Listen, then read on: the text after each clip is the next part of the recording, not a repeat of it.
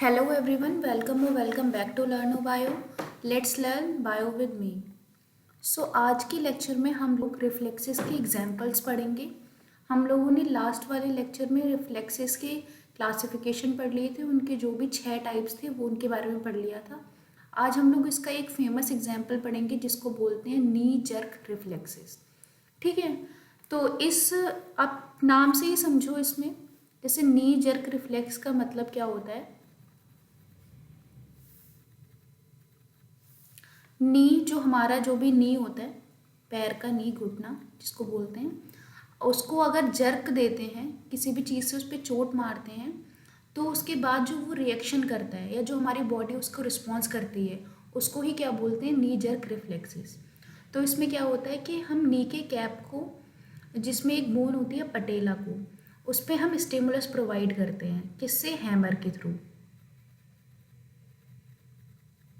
ठीक है, हैमर के थ्रू हम लोग पटेला पे एक जर्क प्रोवाइड करते हैं। तो फिर क्या होता है कि जैसे ही हम अपनी नी को वो जर्क देते हैं, ये क्या करती है, स्पाइनल कॉर्ड को प्रोवोक करती है। ठीक है, स्पाइनल कॉर्ड को प्रोवोक करने के बाद स्पाइनल कॉर्ड जो है वो अपना मैसेज किसको डिलीवर करती है, मोटर नर्व को।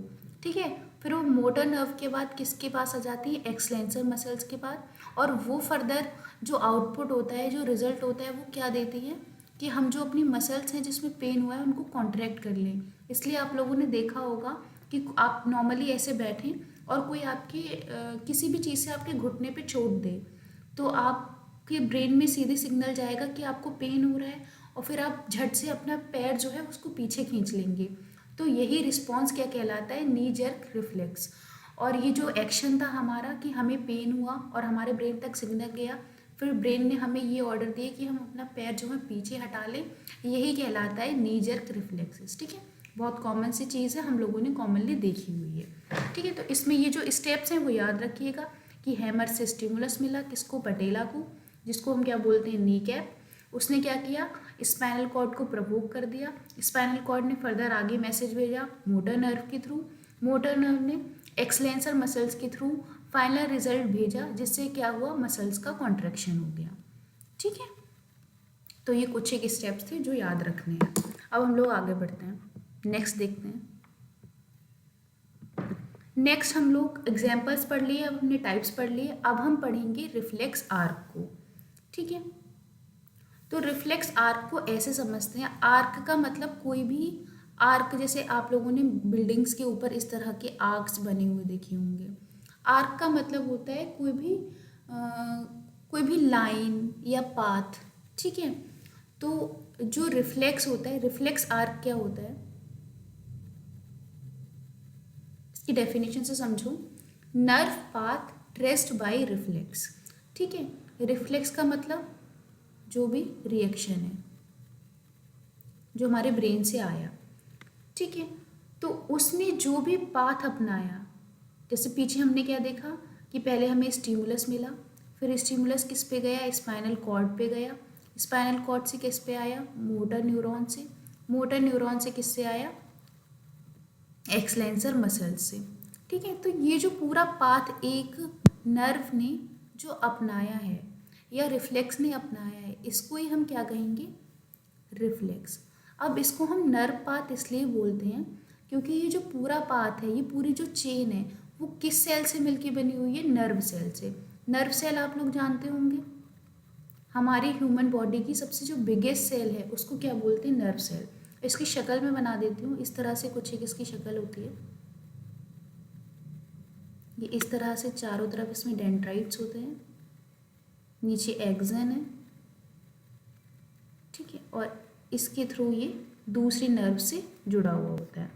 ठीक है, यहाँ पे इस तरह से डेंड्राइट्स निकले हुए रहते हैं इसके। तो यही जो सेल होती हैं वो एक के बाद एक नर्व सेल ज्वाइन होती हैं और पूरा चैनल बनाते हैं, जिससे जो कोई भी स्टिमुलस है वो कहाँ तक, ब्रेन तक या स्पाइनल कॉर्ड तक जाता है, और फिर वहाँ से जो भी रिस्पॉन्स होता है वो कहाँ, मसल्स तक आता है। ठीक है, इस पूरे चेन को हम लोग क्या बोलते हैं, नर्व पाथ और रिफ्लेक्स आर्क। ठीक है, तो आपने समझ आ गया होगा इससे कि जो भी पाथ रिफ्लेक्स ट्रेस करता है या बनाता है, खींचता है, उसको क्या हम बोलते हैं? Reflex arc. नर्व पाथ क्यों बोलते हैं? नर्व पाथ इसलिए बोलते हैं क्योंकि जो चैनल है वो किससे मिलके बना है? नर्व सेल से। नर्व सेल इस तरह से दिखती हैं, ठीक है। अब हम देखेंगे कि जो भी हमारा रिफ्लेक्स आर्क है उसके क्या क्या कंपोनेंट्स होते हैं, जिन्हें हम क्या बोलते हैं? Neural components. न्यूरल कंपोनेंट क्यों बोलते हैं? क्योंकि वो सब किससे मिलके बने हुए हैं? नर्व सेल से, ठीक है। तो इसमें टोटल 5 कंपोनेंट होते हैं, 1 2 3 4 5। सबसे पहला जो कंपोनेंट है वो है sensory receptors. Second is afferent और sensory neurons. Third is efferent और motor neurons. Fourth is interneuron and fifth is effector organ, ठीक है। ये सब मिलके क्या बनाते हैं? Reflex arc. अब हम लोग एक एक करके इनको डिटेल में पढ़ेंगे कि इनका क्या फंक्शन है और ये कैसे कैसे फॉर्म होते हैं। तो सबसे पहले हम पढ़ेंगे क्या? Sensory receptors. अब जो सेंसरी रिसेप्टर्स होते हैं इनका काम क्या होता है? जो भी बाहर से जो भी स्टिमुलस मिला है उसको सेंस करना,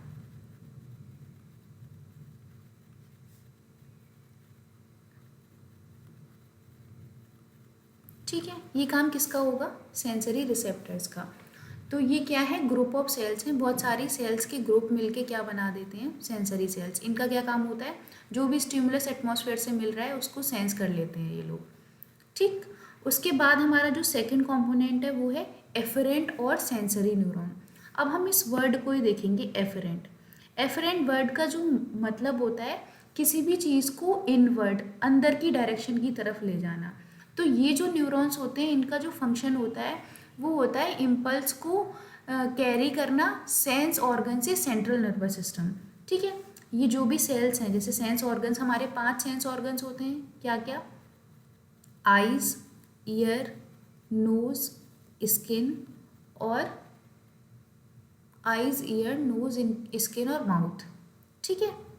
ये सारे हमारे 5 सेंस ऑर्गन होते हैं। अब इन सब से जो भी हमें सेंसेस मिल रहे हैं, इम्पल्स मिल रहे हैं, उसको सेंट्रल नर्वस सिस्टम तक ले जाने का जो काम होता है वो किसका होता है? एफरेंट और सेंसरी न्यूरॉन्स का। समझ आ गया?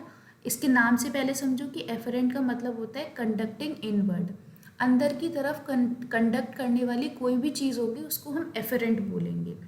तो इसका जो सेकंड नाम है वो है सेंसरी न्यूरॉन्स। तो सेंसरी न्यूरॉन्स का क्या काम है? सेंस ऑर्गन से सेंट्रल नर्वस सिस्टम की तरफ ले जाना, बॉडी के अंदर साइड से, आउटसाइड टू इनसाइड, ठीक है। ये चीज़ समझ आ गई होगी। अब जो थर्ड कंपोनेंट है वो है इफरेंट।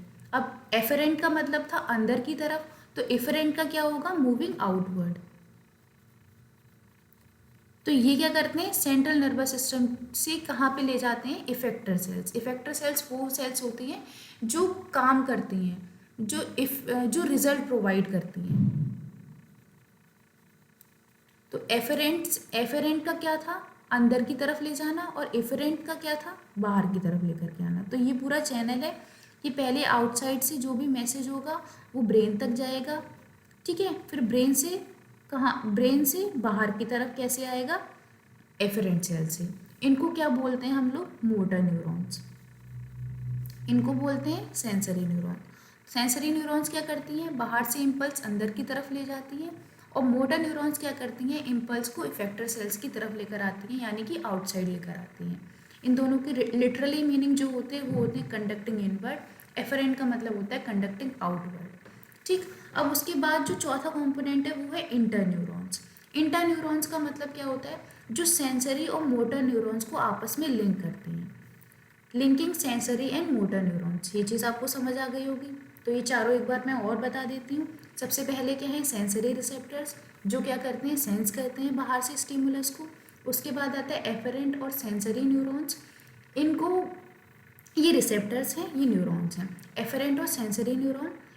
एफरेंट का क्या होता है कि बाहर से स्टिमुलस को अंदर की तरफ लेकर के आना, ठीक है। उसके बाद आता है इफरेंट और मोटर न्यूरॉन्स। इनका फंक्शन क्या होता है? आउटसाइड लेकर आना, इनसाइड टू आउटसाइड। इनका होता है आउट टू इन और इसका होता है इनसाइड से आउटसाइड। उसके बाद आते हैं हमारे इंटरन्यूरॉन्स। ये क्या करते हैं, दोनों सेंसरी और मोटर न्यूरॉन्स के बीच दोनों को कनेक्ट करते हैं। ठीक, जैसे मैंने तुम्हें पहले ही बताया था कि जो भी चेन है वो किससे मिलके बनी है, नर्व सेल से। तो दो नर्व सेल को जो बीच में कनेक्ट करेगी उसको क्या बोलेंगे, इंटरन्यूरॉन्स। तो इस तरह से ये पूरा चैनल फॉर्म होता है। आगे बढ़ते हैं हम लोग। जो हमारा फिफ्थ है वो है इफेक्टर ऑर्गन्स, जो रिजल्ट प्रोवाइड करते हैं। वो कौन कौन होते हैं, मसल्स और ग्लैंड्स। ठीक है, तो जो भी मैसेज आया उसके बदले कौन रिएक्ट करता है, या तो मसल रिएक्ट करेगी या ग्लैंड रिएक्ट करेगी। जैसे मैं एक एग्जांपल बताऊं कि अगर हमने किसी भी हॉट प्लेट या बर्तन से अपना हाथ टच कर लिया तो मैसेज जो है बाहर से अंदर जाता है ब्रेन तक या स्पाइनल कॉर्ड तक। फिर स्पाइनल कॉर्ड से मैसेज ये वापस आता है कि आपने जो सरफेस टच किया है वो गर्म है और आप उससे जल जाएंगे, इसलिए तुरंत अपने हाथ को हटाइए। तो हम अपना हाथ हटाते हैं, तो जो उस टाइम इफेक्ट में आती हैं वो क्या होती है, मसल्स होती हैं। हमारी मसल्स हमें हेल्प करती हैं अपने हाथ को हटाने के लिए। अब आप लोगों ने देखा होगा कि फियर, फाइट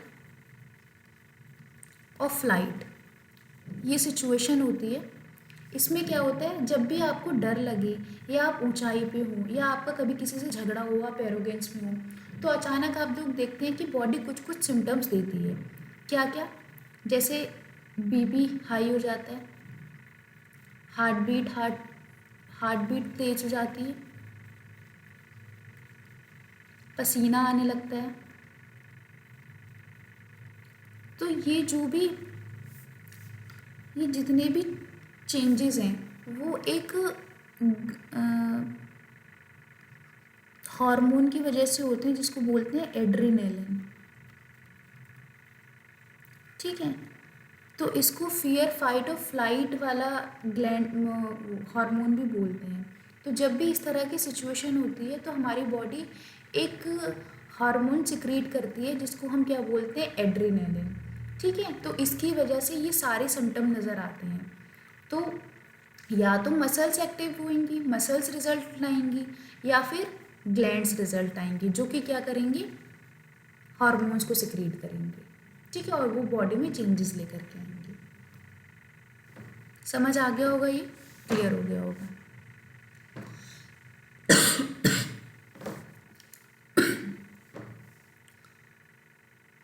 अब जो हमारा नेक्स्ट है वो टॉपिक है physiological character of reflex arc. अब जो भी हमने रिफ्लेक्स आर्क पढ़ा उसके फिजियोलॉजिकल कैरेक्टरिस्टिक क्या क्या हैं। तो सबसे पहला जो कैरेक्टरिस्टिक है वो है लेटेंसी, कि जो भी हमारा रिफ्लेक्स होता है, रिएक्शन से, स्टिमुलस से रिएक्शन तक का जो सफ़र होता है वो बहुत टाइम कंज्यूमिंग होता है।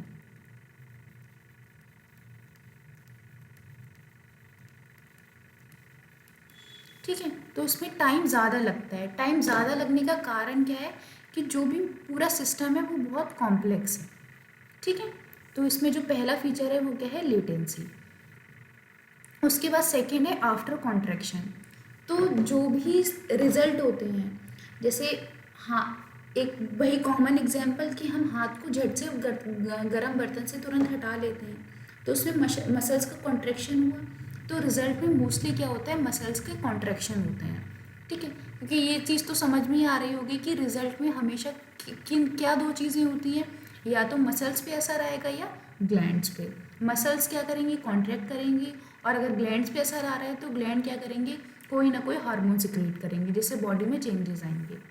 उसके बाद आता है वार्म अप इफेक्ट। उसमें क्या होता है, वार्म अप इफेक्ट ये है कि एक से ज़्यादा स्टिमुलस रिक्वायर हो रहे हैं। कोई भी एक्शन या रिफ्लेक्स आने के लिए एक स्टिमुलस नहीं, एक से ज़्यादा स्टिमुलस अगर रिक्वायर हो रहे हैं तो हम उसको क्या बोलेंगे, वार्म अप इफेक्ट। अब इसका एग्जाम्पल क्या होता है, मॉबिंग और कोर्टशिप एक्टिविटीज़। रिप्रोडक्शन की जो एक्टिविटीज़ होती हैं वहाँ से एक से ज़्यादा स्टिमुलस रिक्वायर होते हैं रिफ्लेक्स अकर होने में। ठीक है, उसके बाद ये फोर्थ जो है वो है फटीग। फटीग मतलब थकावट।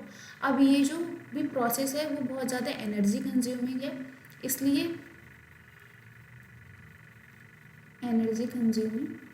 इसलिए जो मसल्स होती हैं वो ये परफॉर्म करने के बाद टायर्ड फील करती हैं।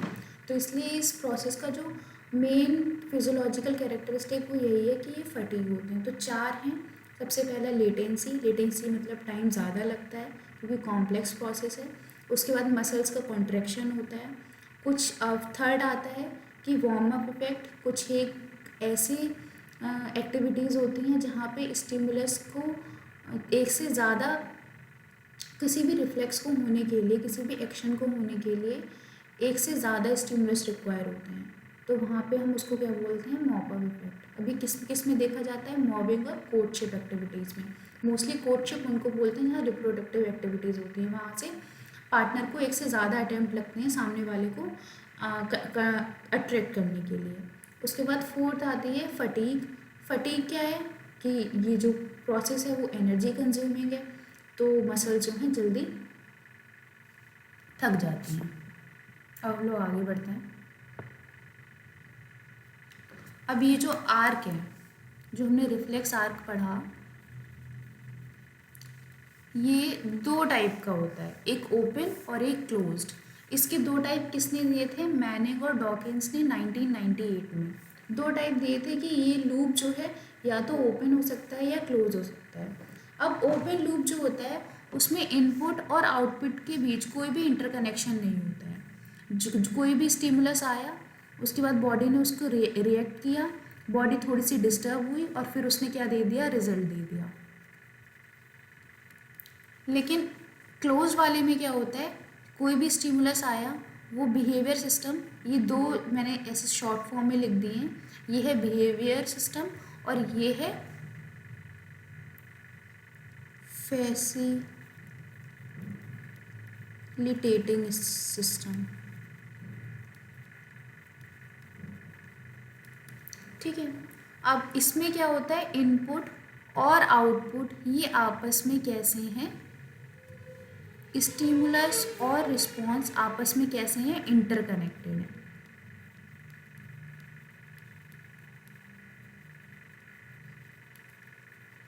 और यहाँ पे इंटरकनेक्टेड नहीं है। ठीक है। जैसे यहाँ पे देखो, इनपुट किस में आया, बिहेवियर सिस्टम में, उसके बाद बॉडी में कोई भी डिस्टर्बेंस हुई, उसने रिजल्ट दे दिया, और रिजल्ट के बाद फिर क्या हुआ, बॉडी ने उसको फैसिलिटेट किया और वापस से किस पे दे दिया, इनपुट की। तो इसमें ये देखो एक क्लोज लूप फॉर्म हो रहा है, तो इसीलिए इसको क्या बोलेंगे, क्लोज लूप। इसमें बिल्कुल कोई भी लूप फॉर्म नहीं हो रहा, लूप फॉर्म हो रहा है बट क्लोज नहीं है, ओपन लूप है, इसलिए इसको क्या बोलेंगे, ओपन लूप। और ये सबसे मेन यही एक पॉइंट याद रखना है कि इसमें इनपुट और आउटपुट आर नॉट इंटरकनेक्टेड,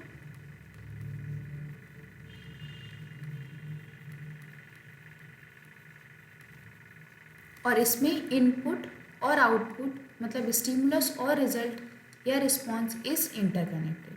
ठीक है, तो ये चीज़ समझ में आ गई। अब हम लोग आगे बढ़ते हैं।